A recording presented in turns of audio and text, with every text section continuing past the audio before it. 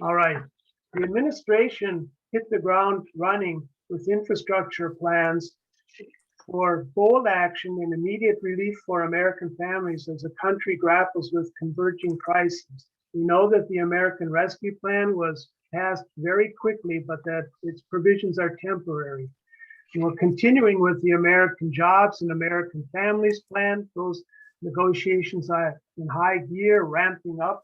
The Made in America tax plan is actually integrated into those other two plans. And behind the scenes, there's very important executive order activity going on.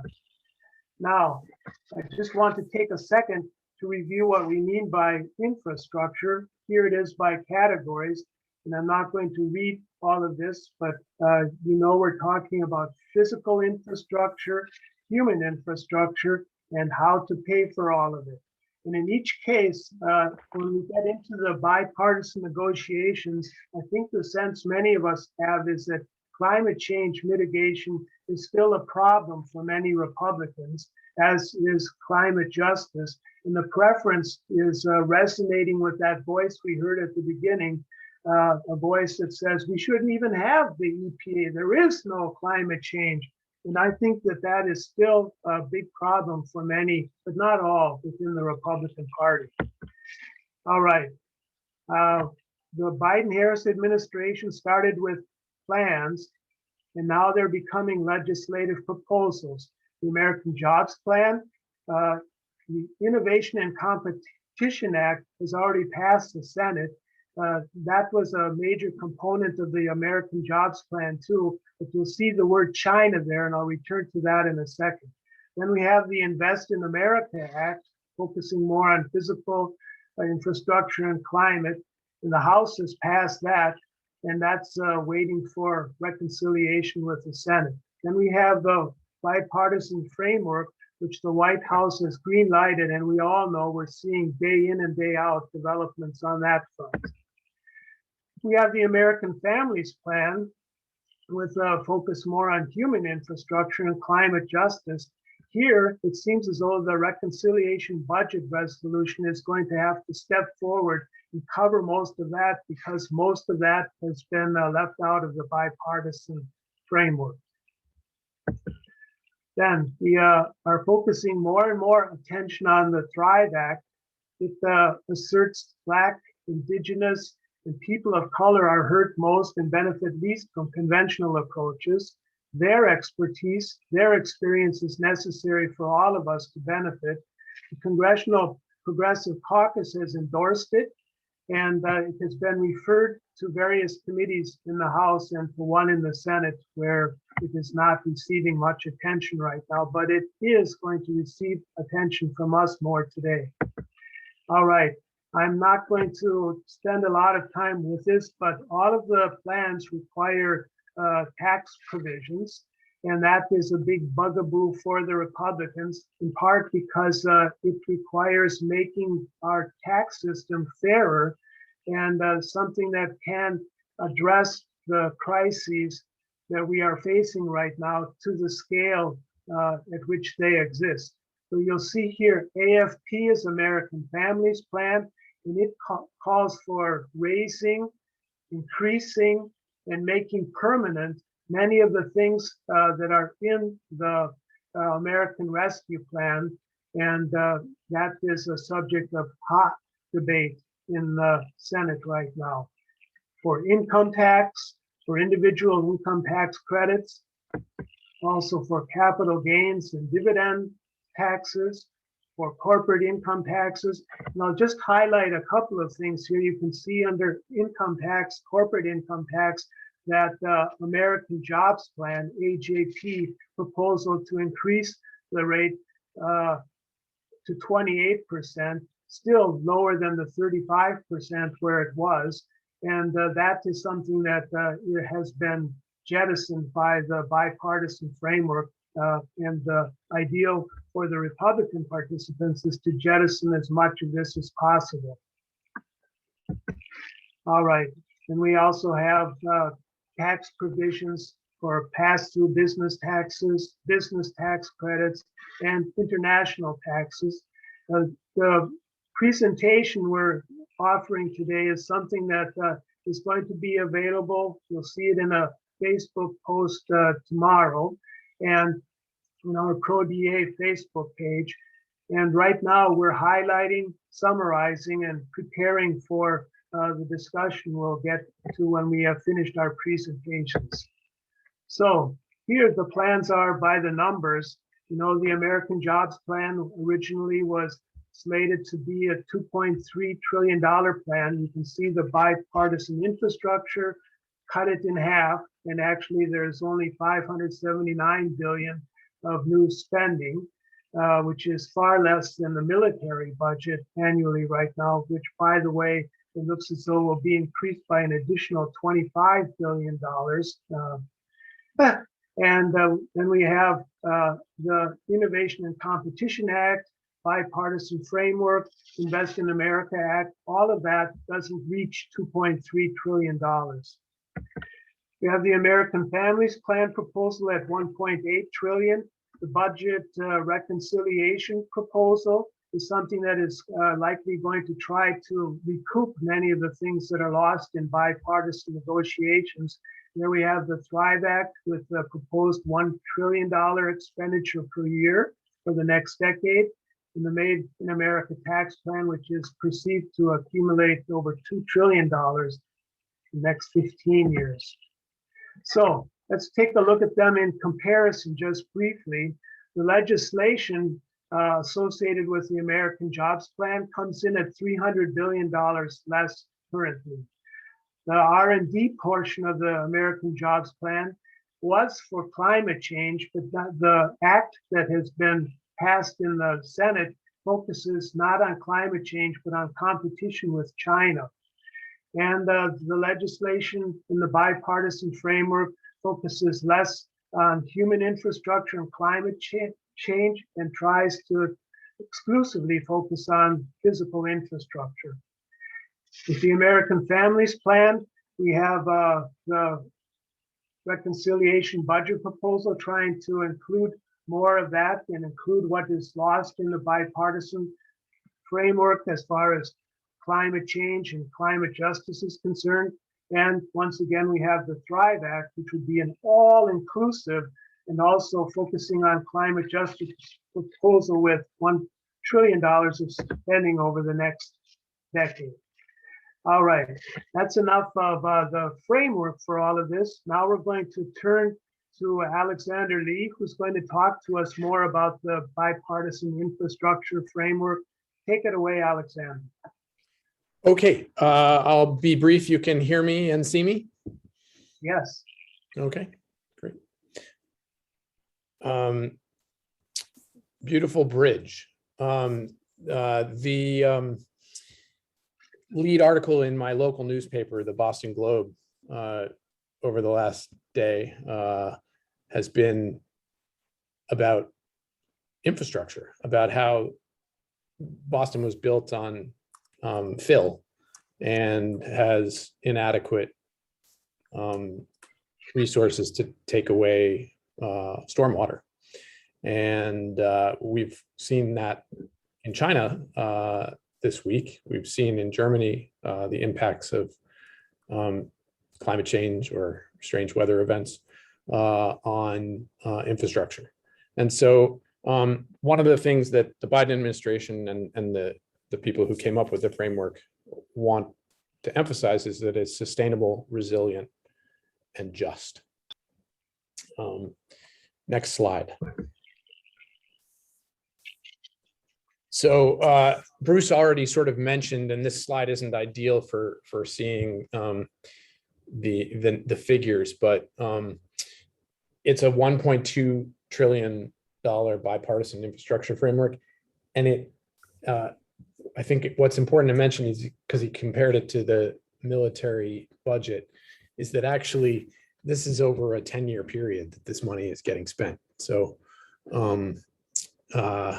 it's sort of an apples to oranges comparison with the military budget. The plan makes transformational and historic investments in clean transportation infrastructure, in clean water infrastructure. Pete Buttigieg is doing a roadshow, and he is talking about how we don't need gold-plated pipes. We just need to get the lead out of our pipes. So it's sort of astonishing that as the most advanced democracy in the world, we are still trying to fix that problem. And so a lot of the physical infrastructure stuff needs to happen. And so if that can pass, and then the rest of this can happen in bits and pieces or in the reconciliation bill,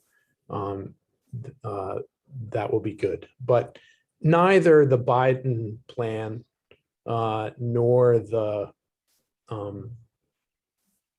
agreement that they are sort of working on, or and I'll talk more about that in a second, the bipartisan infrastructure framework, is radical enough in the view of many conservationists and environmentalists to accomplish what we need to accomplish to stave off a radically different future for humanity. So it's really an existential question of whether we can pass this stuff.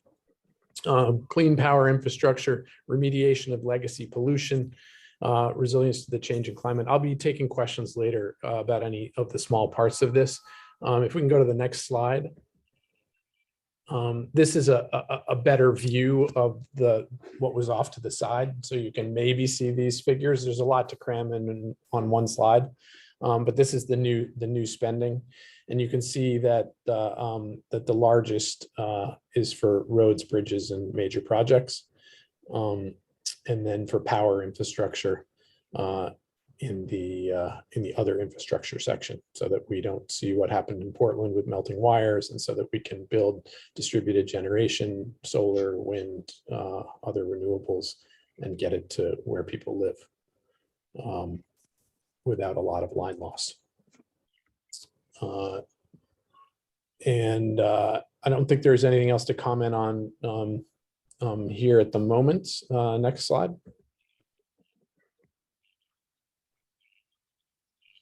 So this is a cost comparison. So when these slides are sent out, you'll be able to see the cost comparison between what Biden proposed and what the infrastructure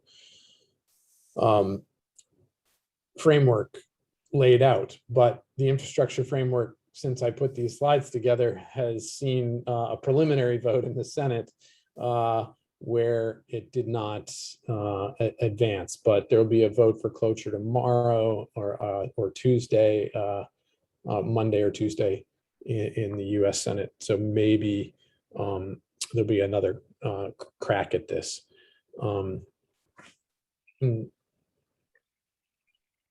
So about 2/3 of the resources that the president proposed are in this new plan. Next slide. So the framework will generate significant economic benefits and returns. It's financed through a combination of closing the tax gap, and that was the big sticky point this week. So that was part of the framework, but it doesn't look like the IRS or the Department of Treasury is going to get, and the Justice Department is going to get the teeth to go after the billions and billions of dollars of unpaid taxes that would help to fund this. Redirecting unspent emergency relief funds from COVID-19 and other natural disasters, targeted corporate user fees, and the macroeconomic impact of infrastructure investment. In other words, if you invest in infrastructure, it helps to build your economy and you earn it back, which is the traditional view of how economics works. And then next slide. So these are the list of the proposed financing sources. I just talked about one of them, which is number 4.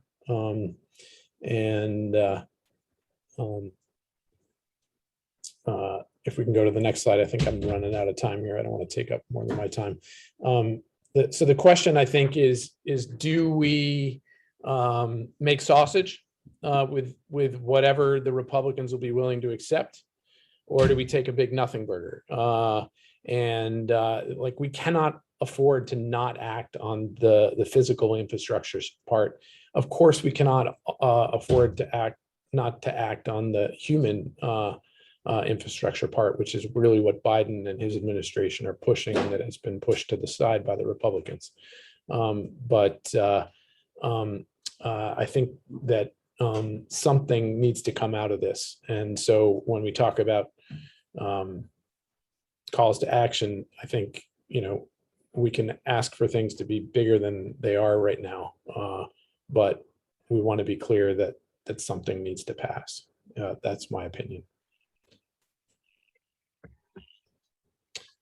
And so this is just a quote from a prominent conservation organization that works on biological diversity. The industry-friendly infrastructure plan squanders one of our last best chances. Instead of a Marshall Plan approach, it moves our economy to renewable energy. It includes gimmicky subsidies for carbon capture. Fantastically wishes the free market will save us, and fails to take crucial and ambitious steps towards phasing out fossil fuels. That's one Al Jazeera article that quoted a prominent government affairs director for a well-known conservation group. Let's go to the next slide. And then 350 sort of echoed that in their comments, that they think that the carbon capture stuff is not significant enough. And so I know I've focused my remarks mostly on the climate aspects of this. They are first and foremost what are on my mind, not just because within DA I'm working on trying to get a environment and climate crisis council started, but also because this is something I've worked on since 8th grade, when I tried to create the greenhouse effect in a Coca-Cola bottle in 1988. Let's move on to the last slide, or the next slide. Yep. And let's Sue go ahead. All right, thank you very much, Alexander. That was the bipartisan infrastructure framework, which is being negotiated in the Senate right now. And at the same time, we have the Invest in America Act. And Sue Alksness will talk about what's going on with that in the House. Okay, so let me get my timer started here. Give me a minute. All right. Yeah, so first I want to start out by thanking Bruce for doing a lot of the work on putting this presentation together, and very grateful to that. So so the Invest in America Act has passed in the House. It came out of the House Committee on Transportation, headed by Rep. DeFazio, and it has $547 billion in spending foreseen. Works on modernizing roads, bridges, a lot of investment in transit, looks at drinking water, wastewater, and it includes a lot of local investment. And it passed the House July 1st, and we don't know if it's going to be reconciled with the bipartisan framework. The next slide shows the breakdown of funding in the area of roads, bridges, and safety. So I won't go through all of these items, but I will emphasize that there is some focus on like climate resilient construction. Unlike the bipartisan framework, like just a lot more looking at resiliency and addressing that. What we don't see is the level of investment that you'll hear from in the Thrive Act that Angela will talk about later. And there's a really some good investment, obviously, not what we need, but some good investment in transit. and it including access for rural communities, communities facing persistent poverty, some like reduced fare pilot program, and trying to get more compliance with the Americans with Disabilities Act, so that everybody can get where they need to. And there are transit deserts in America, of course, so it attempts to address those and improve accessibility in those areas.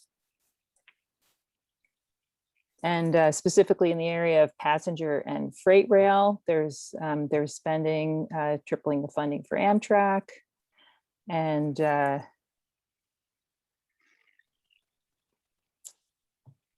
trying to get some high-speed rail.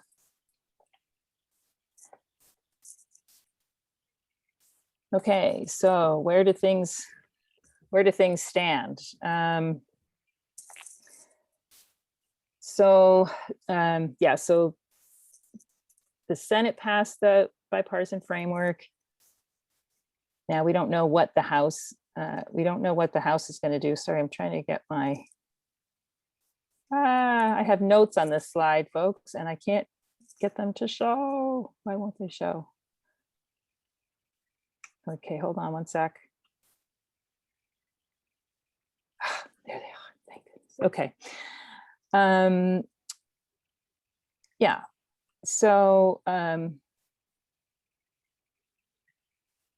we don't know what's going to happen with the Invest in America Act, if it'll get in, like somehow, if it's just going to fade away and we're just going to be stuck with what's in the bipartisan framework. And the Senate could attempt to pass the amended House bill, but of course, the Republicans in the Senate will likely resist what's in there. What the DeFazio and others are working hard to try to get the elements of the Invest in America Act addressed in the Senate, and to try to advocate for them. So he's written to Schumer and Pelosi. This is fascinating to me, like asking for the ability for House members to be able to advocate for the bill when there are bicameral deliberations. Like, to me, that's just like, I guess, yeah, that's just really disappointing to me that that's the kind of thing that people have to ask for when they spent, they had bipartisan meetings with over 70 stakeholder groups to develop the Invest in America Act, bipartisan meetings with over 70 stakeholder groups, more than 20 committee hearings, and they incorporated over 300 amendments. And the bill contains, for better or worse, I mean, hopefully these are all quality projects, 1,500 member designated projects which were requested by both Republicans and Democrats. I think what's the Invest in America Act has a lot of the climate oriented work that needs to happen, and much of it is missing from the bipartisan bill. It just doesn't deal significantly with with climate change, also with some of the social equity in the transit deserts, and trying to. There's also some effort in the Invest in America Act to reconnect communities that were split by freeways. So, yeah, I think that's pretty much what I have to share on the Invest in America Act. Thank you very much, Sue. If I summarize now, the claim might be that the bipartisan framework currently is the least adequate, focusing on physical infrastructure and not focusing enough either on climate mitigation or climate justice.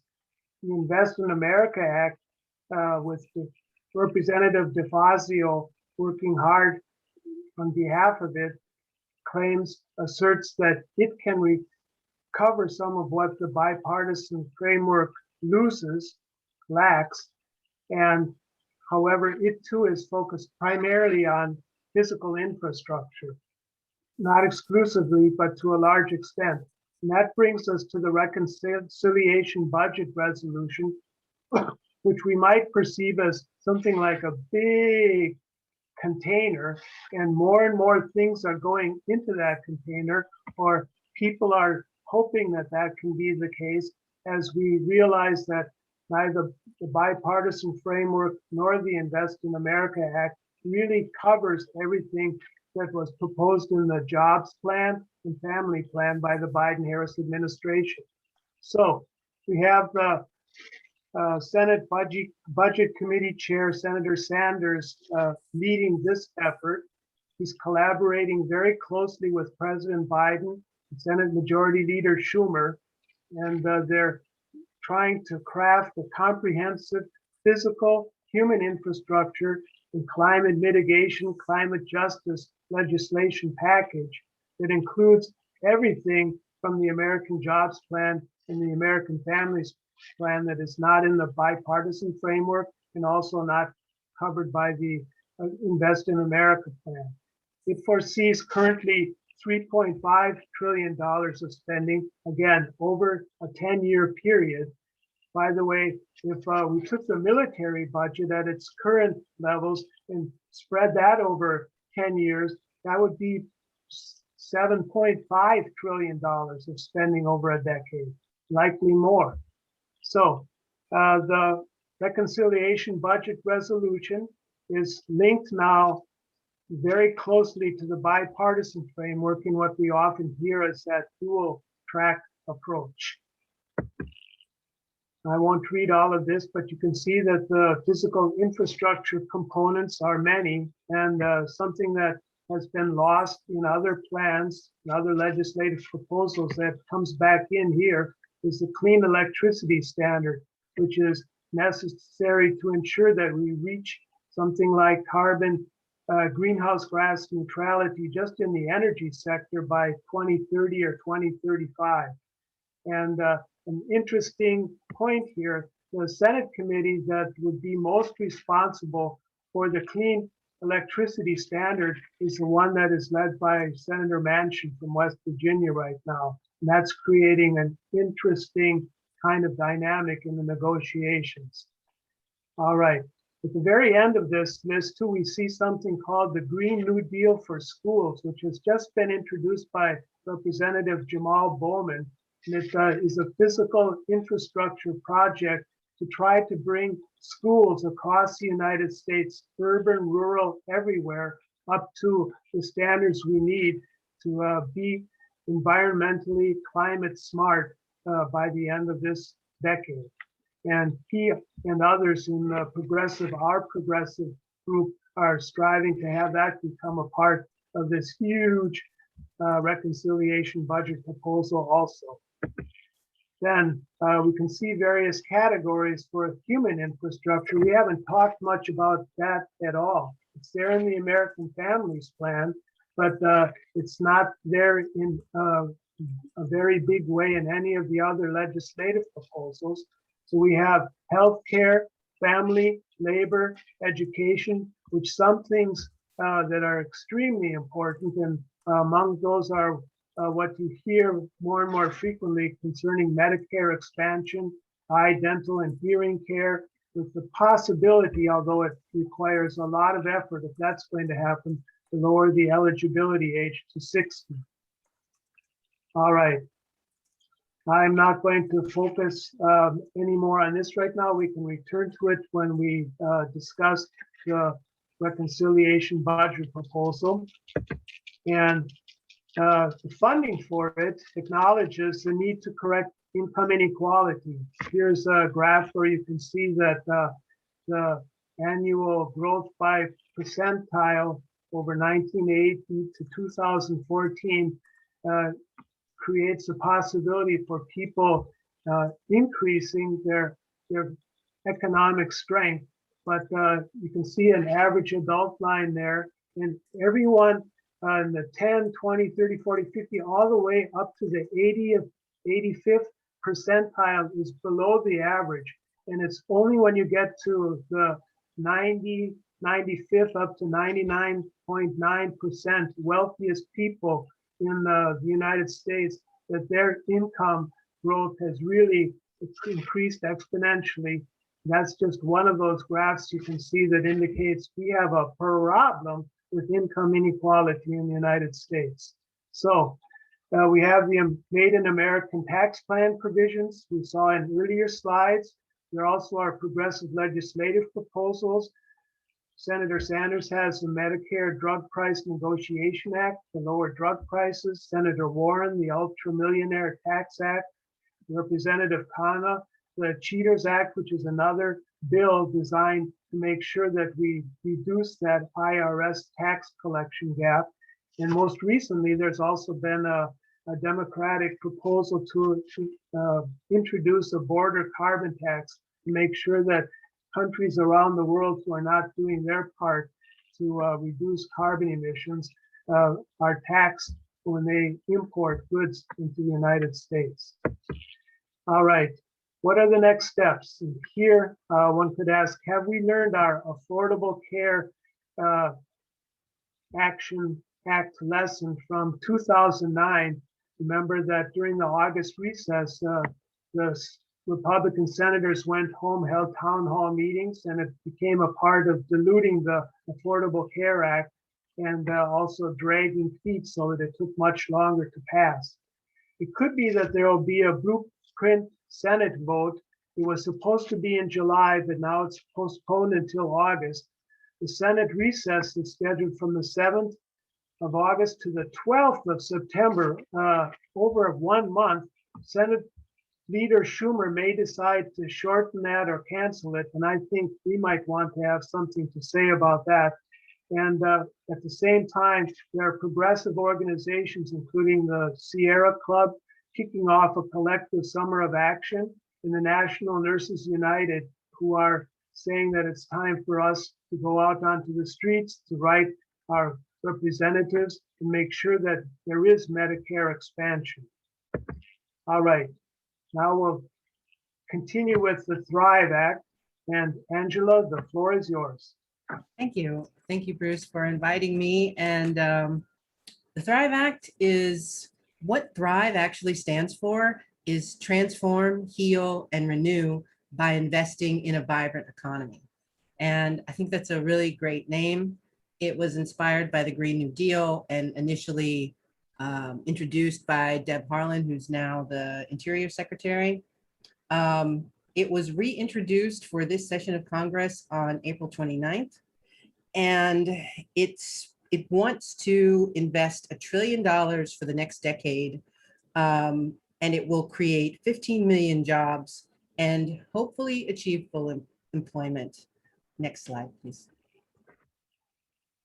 So, as I said, it authorizes $1 trillion for the next 10 years, which is probably not enough money, but we definitely, we need this. Our infrastructure is crumbling.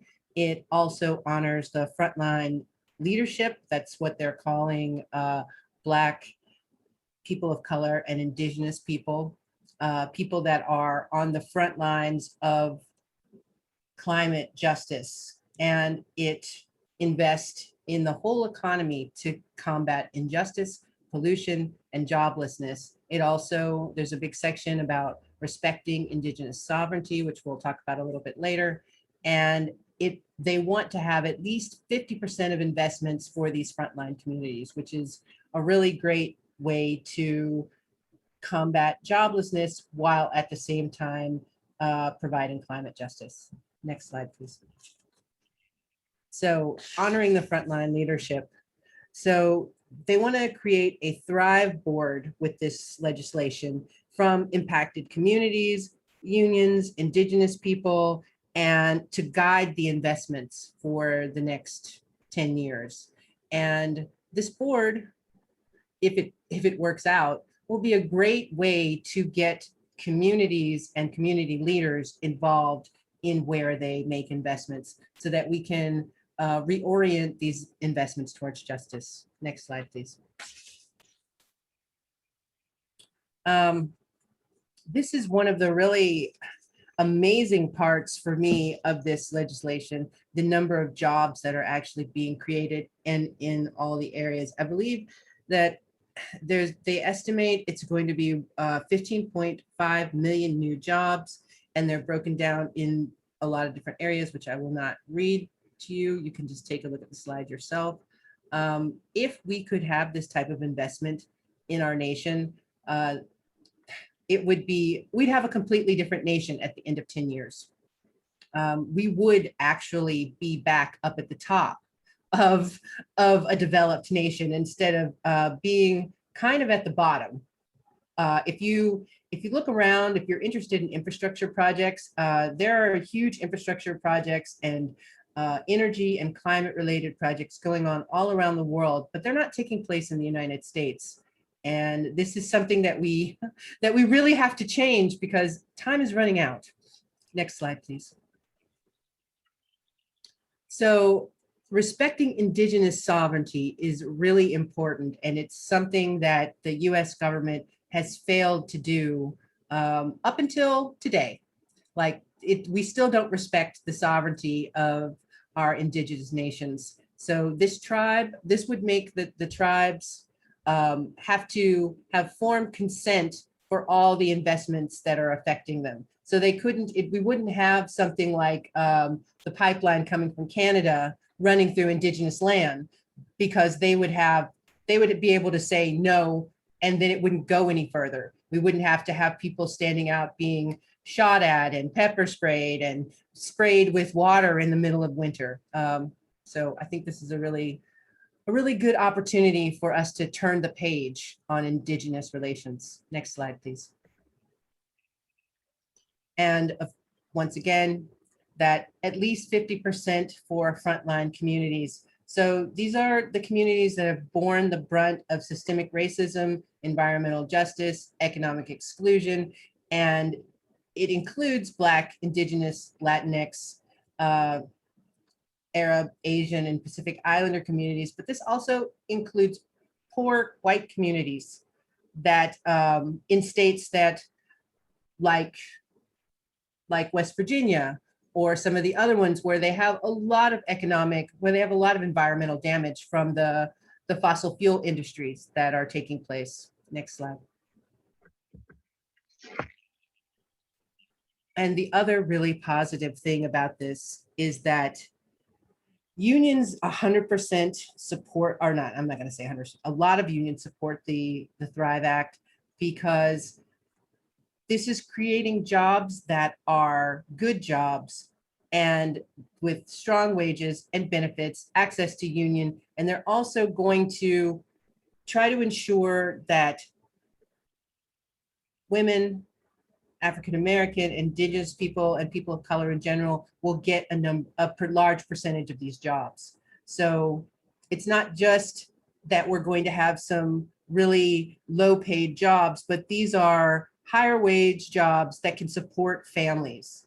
And right now we have so many people that are underemployed, if not unemployed, and we need to get everybody back to work and thriving. Next slide. So where do we go? This is your slide, isn't it? But I want to share one more thing in the chat. They've created this really nice website about the Thrive Act that has a lot of really good information. And I think it's really important that if you support this, that you write your senators and representatives. Right now, there are only 7 co-sponsors on the Thrive Act in the Senate, and there's 64 co-sponsors on the Thrive Act in the House. The bills are identical. I'll put the 2 bills out there if you want to take a look at them in the chat. But it's if you like to write your congressman, or even if you don't, this is the time, and tell them to support the Thrive Act, because it's really what we need to continue in the future. Thank you. Thank you very much, Angela. I agree that Thrive Agenda website is really, really good and has multiple entry points for people with different levels of interest. You can stay at the surface level, you can go way deep, and you can find opportunities for action. And by the way, the image here also comes from that Thrive Agenda page. I want to remind all of us that the presentation here includes a number of links. Everything that appears in that kind of golden color is a link to the much of the information here, and allows us to go deeper with all of the legislative proposals, with all of the plans, and also with some of the developments that have occurred during the last days and week or so. So that leaves us with some questions that I would like to use for our discussion. We have another half hour or so during which we can try to wrap our heads and everything around all that has been presented. And I imagine that there are at least 4 questions that all of us might have right now. One of them is, the Senate Majority Leader, the President, and many are claiming that we need to get this done now. And for the Democratic prospects in the midterm elections, but also because of that climate clock and the needs of millions of people, a lot of this should have happened a long time ago. And if it doesn't happen soon, one might claim that we could be right back listening to voices like that one we heard at the beginning in the Al Gore trailer. And time is really short to show that we can deliver and ensure people that our 2-party government system really works. So is dual track legislation, is it going to pass before the recess? Wow, the recess is coming up in just 2 weeks. And second question, will Senator Schumer shorten or cancel the August recess? Oh my goodness. The third question, will the reconciliation budget resolution, will it in the end include all of the jobs and family plan components? And to what extent will it embrace the Thrive Agenda? When all is said and done, the most important question is all of this going to be just enough, just in time? All right, I'm going to stop sharing my screen here, give you another few seconds to look at those questions, and then we're going to throw it open for some lively and uninhibited discussion.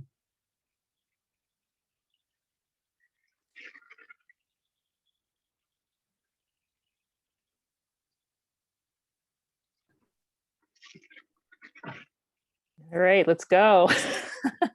Wow. A lot of Yes, Sue, information there. I'm going to put you on the spot. Sue, what do you think the chances of our passing the bipartisan bill and the reconciliation resolution budget proposal in the next 2 weeks? In the next 2 weeks, I am totally not the person to make a prediction on that, Bruce. I don't know. There must be some folks on here who have their fingers more on the pulse than I do. I'm not feeling very optimistic today. All right. Maybe we need someone with a I little think more. we'll know better by midweek, really. Okay, thank you, Alexander. I mean, because they're going to vote again to whether they're going to advance this thing, right? So we'll have a better sense. But it's already been whittled down, right? I have a distracting question about the culture wars. The man who took a really large phallus into outer space landed and gave $100 million to Van Jones, who was Obama's green jobs guy.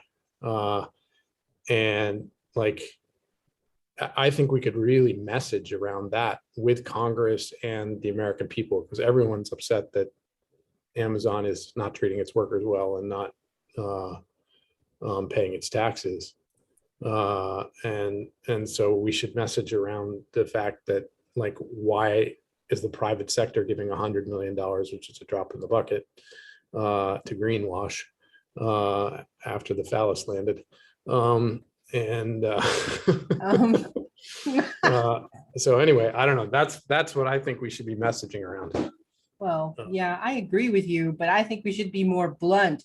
In his speech after he got back to Earth, or maybe it was before, he said, all Amazon customers and workers, this is, you paid for this. And I'm just like, yeah, now you got to pay your taxes, dude. We're not interested in your Right. in your pleasure trips. They did anymore. pay for it with their blood and toil. Yeah. Yeah, they did. And everybody that bought something from Amazon paid for it.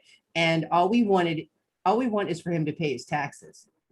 I mean, you know, nobody needs to ride a phallic shaped rocket to the exo space, you know? Dana Powers chimed in with a chat comment. Dana, could you unmute and tell us what Adam Schiff had to say? Yeah, I could. Let me just get it off my phone. I'm on a Signal group and we discuss these things all the time. So here it is. It's short, but it's to the point. He says, listen, I'm all for space exploration and it must have been an amazing view. But maybe, and Dana, we heard You you at the can't- beginning. We heard you at the beginning, but when you leaned in, we stopped hearing you. okay, I never know exactly You're where to- perfect right there. Right there, you're Okay, perfect. I'll not move then. Yep. Listen, I'm all for space exploration, and it must have been an amazing view. But maybe, and I'm just spitballing here, if Amazon and other companies paid their fair share in taxes, we could lift all kids, if not into space, at least out of poverty. Yes. So he doesn't discuss here the issue of paying his workers well, or even giving them decent quality jobs, not designed with built-in burnout. So voila, but it's a good little tweet. Mhm. Yes. I want to suggest a scenario that brings into focus the urgency we have right now. The bipartisan framework, I think, is going to come up for another vote, which would allow it then to be debated and voted on relatively quickly. And let's assume that that is going to happen. And let's further assume that then there will be enough of the Republicans who have said that they are going to back it, who will vote in favor of it, so that we get 60 votes in favor of the bipartisan infrastructure framework, let's say by the 6th of August.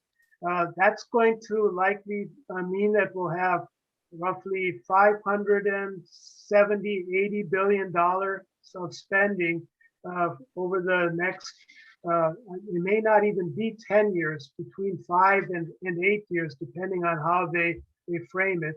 And that's primarily for hard infrastructure and for the physical infrastructure, not so much for climate change, mitigation, or climate justice or human infrastructure. Then where does that leave us with the reconciliation budget proposal?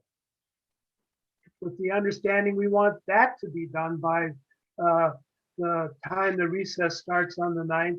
Linked to that, I will just want to ask, is Senator Schumer going to have the courage to say we're not going home until we get those 2 items finished? I wish he would have the courage, but go ahead, Bruce.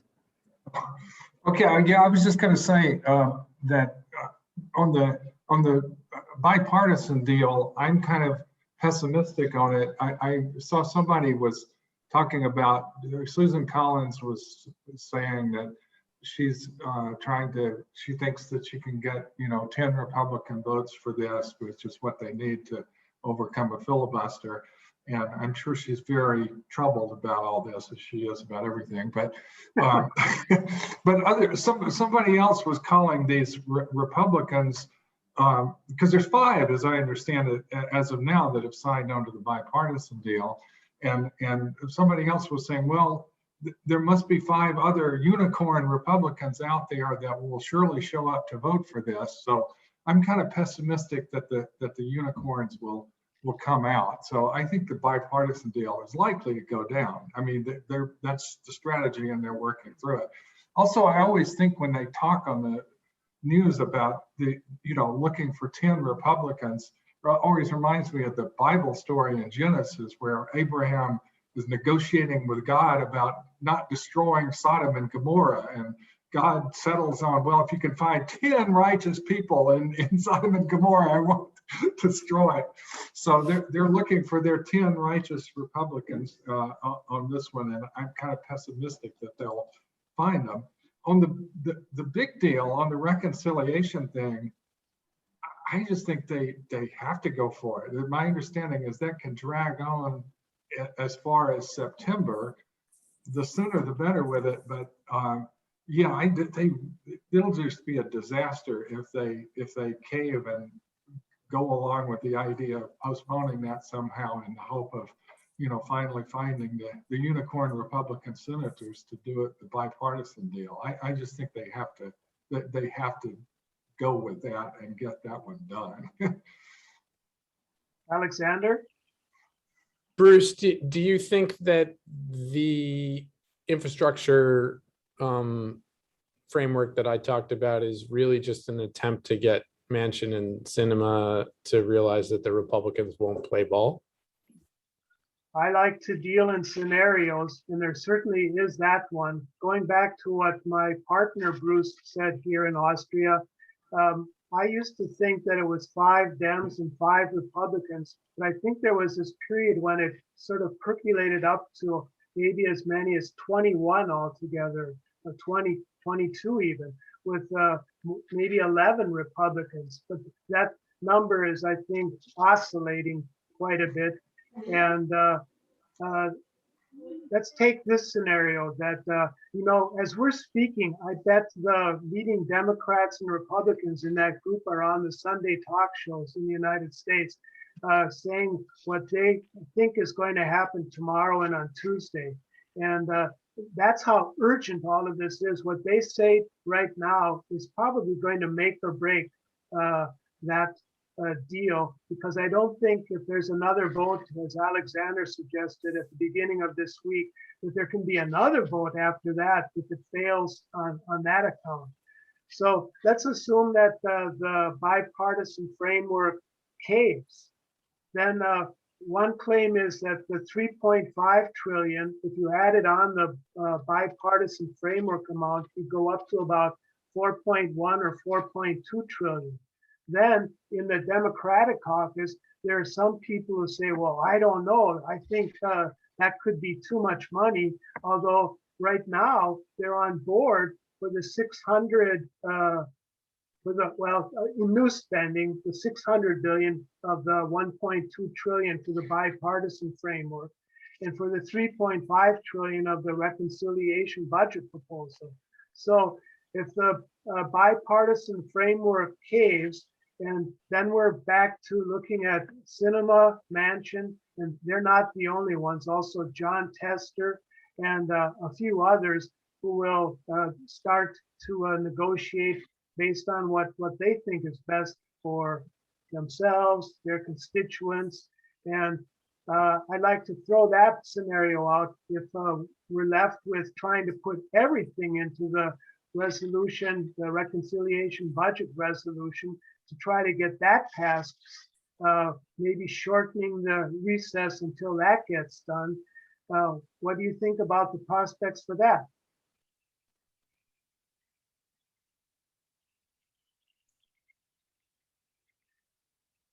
Feel free, anyone, to just chime right in. Well, I'm hoping the prospects are good. I mean, it's a long shot for the reasons you just said. There's just a lot of things can go wrong, and a lot of pressure points where lobbyists can, if they can peel off just 1 or 2 Democrats, they can take that down too. So I'm always trying to keep in mind it's not over till it's over on that, but I'm determined to be optimistic about that one until it's over. We'll see what happens. But so yeah, I'm going to choose to be optimistic about that one. I want to sweeten the pot a little bit by also saying we have 2 really, really strong players in this game. And one is the people's lobby, and the number of people who are writing their representatives right now and participating with NGOs in infrastructure, climate mitigation, and climate justice activities. That number keeps increasing all the time. And I think it's encouraging progressives, primarily in the House of Representatives, but also in the Senate, to say, if there's no climate, there's no deal. And that brings me to our second really, really strong ally, and that is reality. And reality is showing us every single day now, and it's not only us, it's showing Joe Manchin, Kirsten Sinema, and everybody. If we don't do something, we're in really, really deep trouble. As opposed to being just a in real reminder that the trouble. science says that it's too late. I mean, I'm not trying to be like, but like that carbon's already in the atmosphere. And so mitigation is what we're all talking about as Democrats, because we believe in science, but the actual practicality of it is that we've got to focus on adaptation at this point. Well, but Bruce's point is still on. Bruce said really, really deep trouble. So we'll be in really deep trouble True. anyway, but True. we can avoid being in really, really deep trouble. I think that meme or pictogram that's been going around that shows people saying, there's no climate change. We can fix it. Something. And then the very last one is like, oh.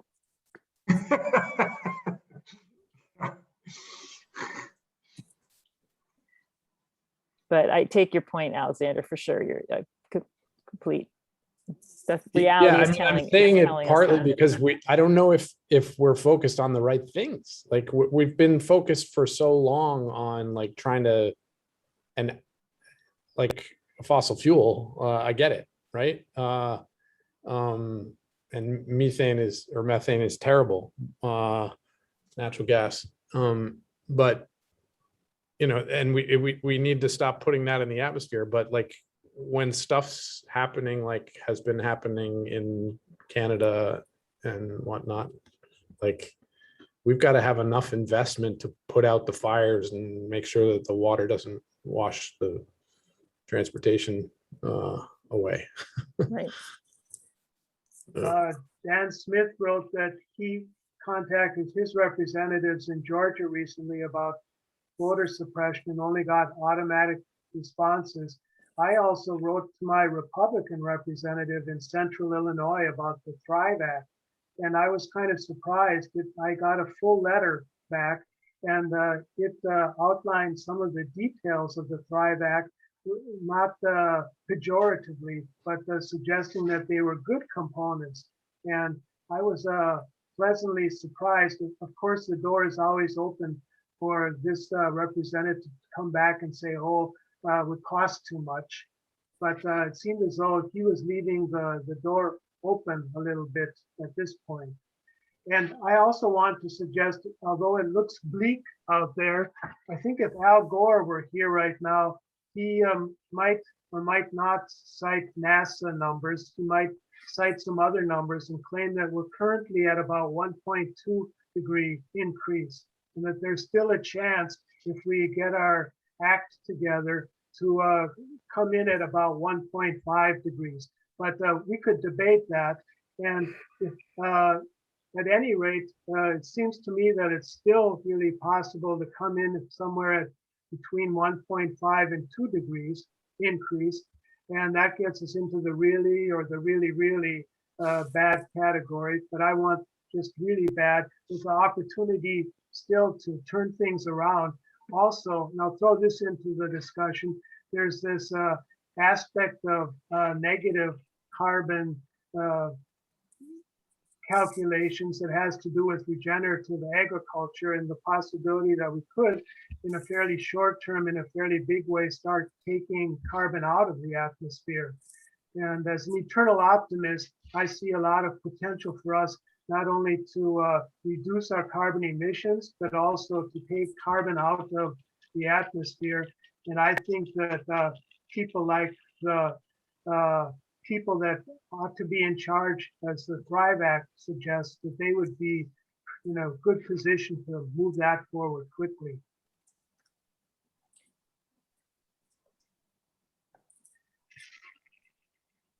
Could I come back and ask, I'm going to say there is going to be a shortened recess. I think Schumer does have the courage to do that, also in part because he's up for election next year, and he knows that there are progressives looking at him for a possible primary competition. I think also with his collaboration with the president and Senator Sanders, that he's likely going to say, yep, we're going to shorten the recess. We have to get this done. Angela. Yeah, actually, what I wanted to comment about was the recess, and that throughout the COVID crisis, and anytime there's any sort of crisis, it seems like we're always butting up against a recess. We need to extend the budget, and there's a break that we have to do it before this break. And I don't understand, like, is the calendar is set by the leaders of each house, right? Yeah, you ought to take a look at that calendar. I've been looking at it somewhat frequently, and the House and Senate are out of session far more than they're in session, which doesn't mean that the representatives aren't working, but that's a big one coming up from about the 9th of August to the 9th of September. Yeah, that's ridiculous. And I realize that, yeah, they need to have time to go home and be with their constituents, etc. But I don't believe that's what they're doing. Like, I just think they're just taking a vacation. Maybe I'm wrong, but Well, No, I think we should they're give them- fundraising. They're fundraising. Oh, yeah, I That's was what going to they're say the same thing. Yeah. I'm sure they're doing some fundraising too.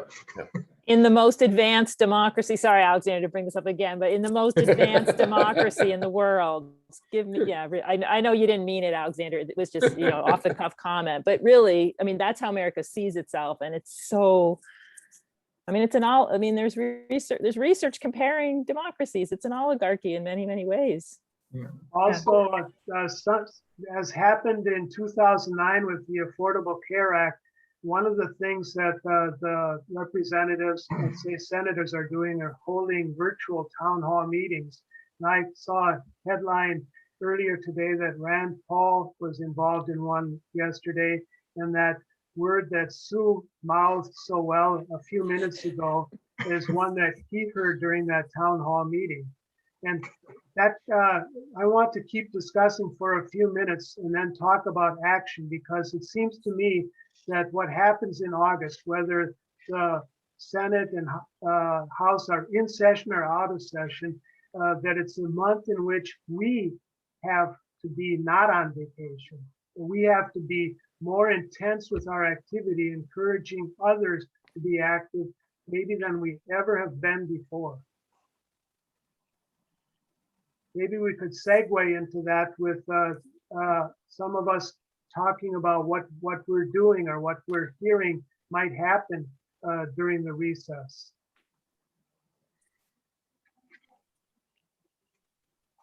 Is something supposed to happen? I know there was a lot of people working on the For the People Act and the John Lewis Act. They wanted to try to get that on the floor before this break.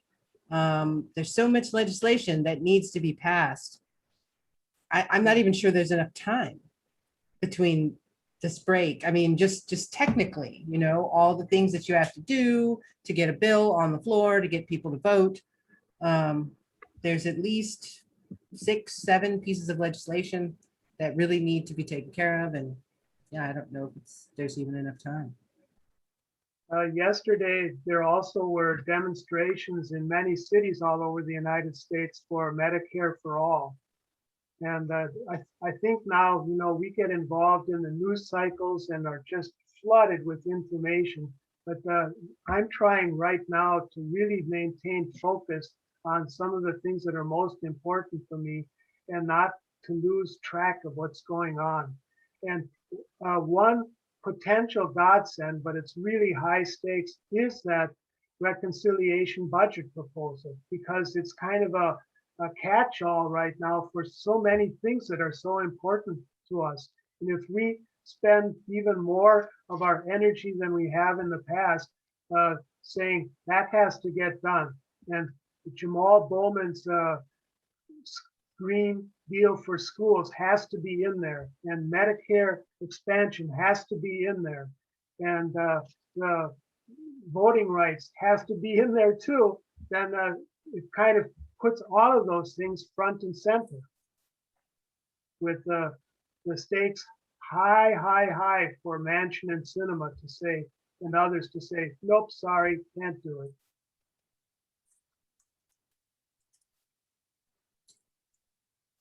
I have a question, like it's just a general question. I've been working on trying to get people to contact their senators about the For the People Act and the John Lewis Voting Rights Act recently. And I noticed that there were a lot of Democratic senators that weren't 100% on board. They weren't that on board with getting rid of the filibuster. What do we do about these people that are just trying to, you know, we have the power, we have a trifecta. Why don't they want to use their power to do something? Don't all answer at once. Well, it's tough. It's tough when the president isn't willing to let go of the filibuster either, right? He still hasn't said that he's comfortable moving on. Is that current? I mean, that's the last I think That's I right. heard. He's a lion of the Senate, and he thought that rule was great back when he was not very good on civil rights and everything. And now he wants to just be quiet about it. I mean, there was a Yeah. session on the filibuster that the Solidarity Sundays group put together, which was interesting. And I guess people are still using the argument that if they get rid of the filibuster, it'll be used against us when the Republicans are back in power. Like, is that the main? I mean, that's the only argument I can recall that seemed to have that Yeah, people but were if using. they get back in power, they're just going to steamroller everything that they want. Oh, yeah. It doesn't matter. You know, you're not going to have people on their side going, oh, I don't know if we should hurt people. Let's Right. just go ahead and do it. You know, And- like they won't stop to have Right, any and consideration. Right. The And if only we- way they get back in power is don't do if anything. they are able to go forward with their redistricting plans. The only way we can stop that is if we use our power now. Right. And they will never get back in power after we use our power, because Right. they're a minority. They're a huge minority.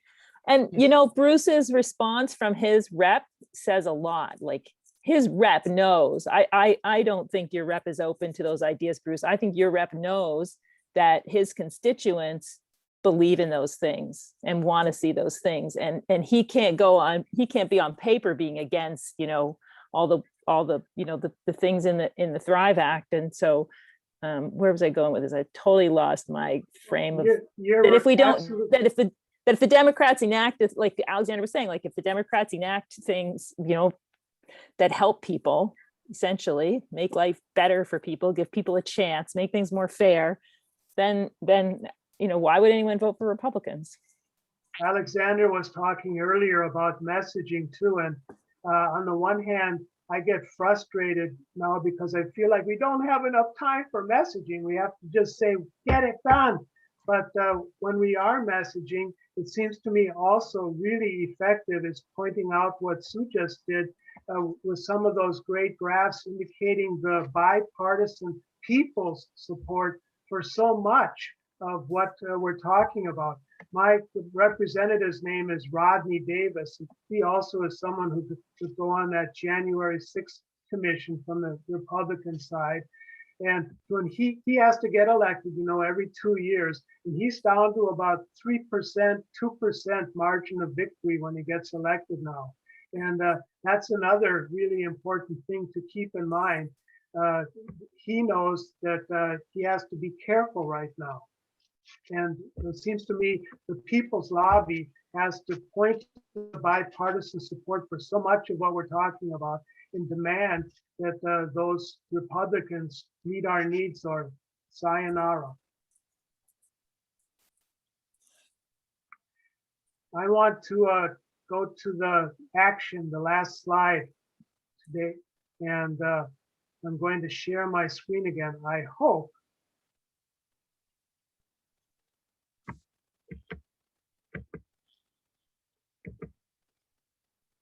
Can you see the action options? Yep, we can see them.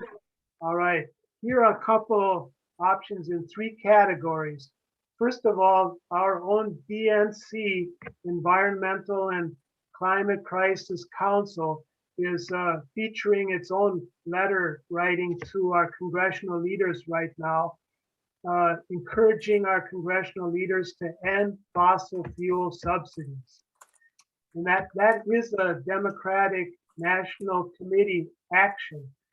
A second one is Climate Reality Project. That's the Al Gore project. And they also have a letter writing campaign. They do everything. And this is one that encourages our congressional leaders to go big on climate right now. Then if we're thinking about the midterm elections and we want to look at progressive candidates, the Sunrise Movement has a fairly short list of candidates they endorse right now. You might want to look at that and think about who you want to support as we get into the midterm season. And then the NGO activity is going at a high speed right now. The Sierra Club on Tuesday has its own kickoff for the Summer of Collective Action. And all of these are links, by the way. And I'm going to make sure that everyone has this presentation in our Facebook page of the Progressive Democrats Abroad tomorrow. And if you just go to the Sierra Club right away, you'll see that you can sign in there and get ready to be active with them with their joint power during the August, whatever it is, recess or not recess. And then the National Nurses United Medicare for All group is really focused on the August recess with a variety of actions that they want to take. Sue has recommended that we feature one of these actions in the proDA Facebook page every day this week. And I think that's a great idea. And I want to volunteer to do that. And finally, save the date. I think that our next progress report, number 7, it could be in the middle of the August recess. It may be that the House and Senate won't be on recess and they'll still be working. And it will be another great opportunity for us to check in to see how successful we've been with our action and to see how successful the House and Senate have been in moving things forward with infrastructure as the temperature rises, the rains fall, and we all get more and more concerned about what's going to happen. Would anybody like to sign in with a last word or comment or maybe even a final question?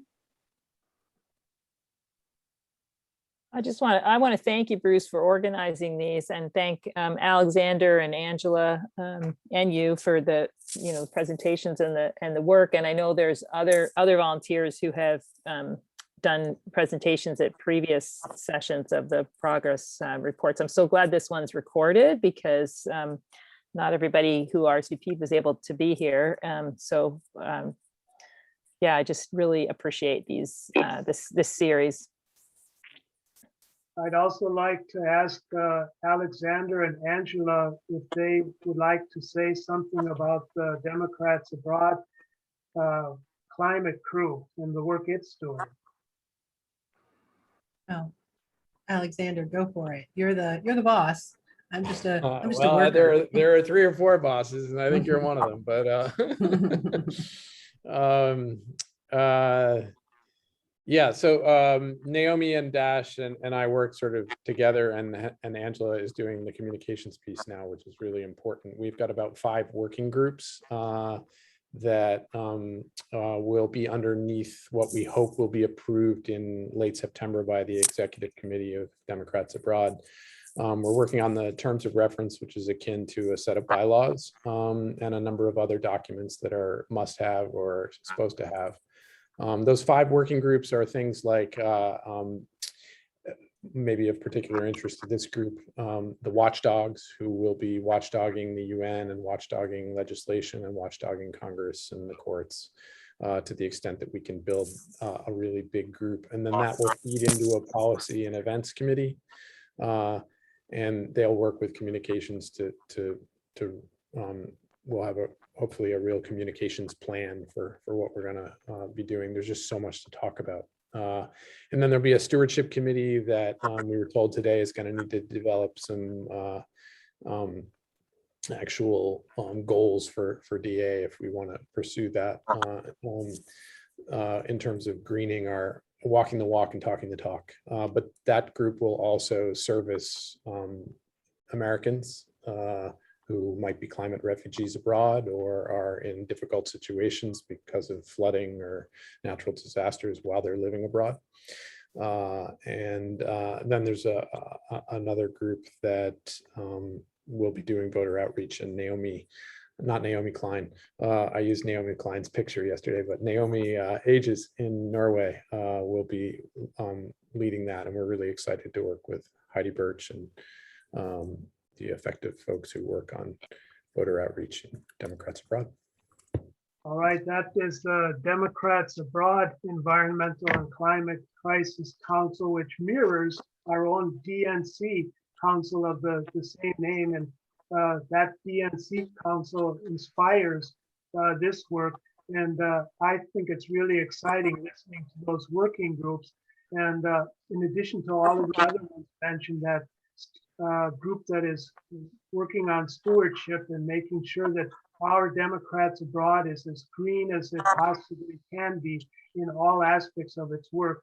That I think is really exciting. Well, I want to thank all of you too for participating today. Thank our presenters specifically. And let's see what happens now. And let's not only watch, but participate. So what we think ought to happen really does happen. Bruce. Yeah, one quick question. Where will the recording be available? Are you going to put a link on the website of this session, I mean? It will be in the Progressive Democrats Abroad Facebook page at the top of the page tomorrow. Okay, great. Thank you. All right, I'm going to stop the recording at this point.